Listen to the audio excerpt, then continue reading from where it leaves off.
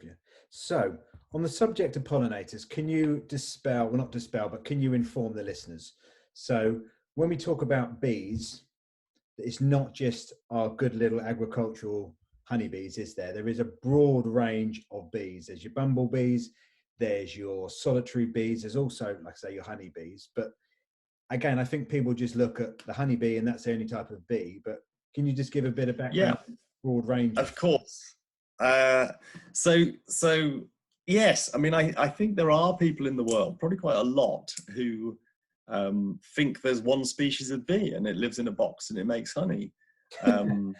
Yeah. And of course, that's a very long way from the truth. There are actually about 20,000 known species of bee in the world, more than 250 just in the UK.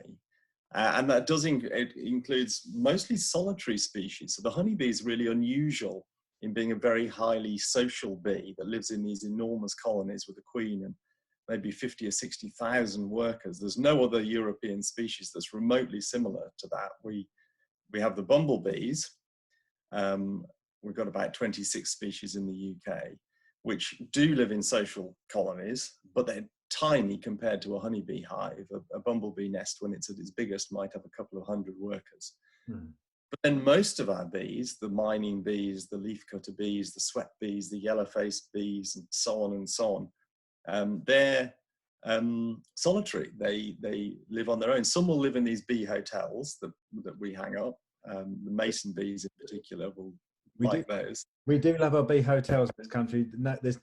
We do. Well, they're such an easy kind of fun thing to do that I think anyone with any interest in wildlife at all has got at least one, and sometimes half a dozen bee hotels dotted around the garden.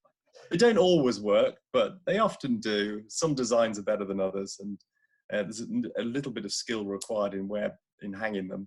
But anyway, they're kind of quite fun, I think. But actually, the majority of bee species are solitary and live in the ground, in holes in the ground. In fact, right now is ivy bee season in the south of England. And lots of people are seeing these colonies of bees buzzing around and coming and going from little holes, often in lawns and flower beds.